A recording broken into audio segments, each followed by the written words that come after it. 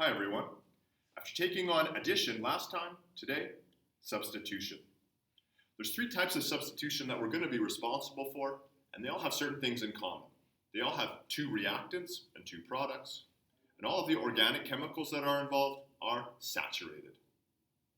The first type of substitution is when a hydrogen from an alkane is substituted with a halogen to produce an alkyl halide and HX.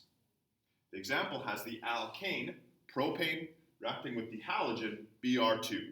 This other reactant could have been fluorine, F2, chlorine, or iodine.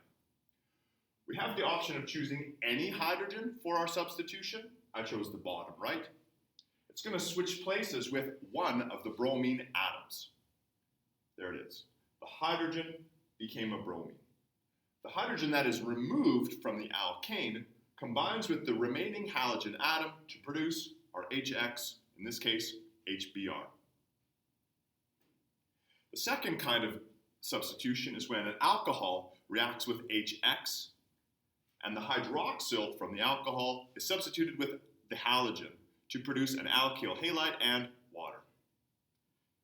Here's our alcohol, propan-1-ol. It's reacting with HCl. Again, the second reactant could have been HF, HBr, or HI.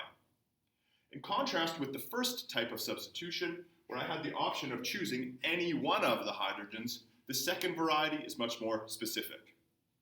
The halogen from the reactant is going to switch places with the hydroxyl. The hydroxide pulls out, and the chlorine goes in its place. And then the OH gets together with the hydrogen that was left behind to produce our water. Third, an alkyl halide can react with hydroxide ions to produce an alcohol and a halogen ion. It's important to note that we're probably not going to be specifically told that we have hydroxide ions. Questions will indicate this to us by talking about sodium hydroxide, potassium hydroxide, potentially even lithium hydroxide. It's also quite specific. The halogen from the alkyl halide is going to be substituted with the hydroxide ions. You can see the OH went in the spot where the bromine was. We also end up with a bromide ion being produced. It's very tempting to want to put a Br2 there, or an F2, or whatever the case may be, but it's important to again highlight that the left-hand side here is negatively charged, and so will the right-hand side.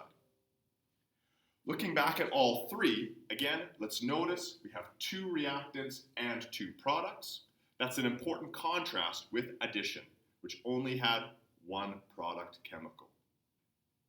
A second thing to notice is all of the organic compounds, whether they're reactants or products, are saturated. There's no double bonds anywhere. All of the chemicals are saturated. The third thing to notice is with substitution, we are not going to be responsible for showing any isomers, which is, again, an important contrast with what we saw with addition last time. And I hope that helps.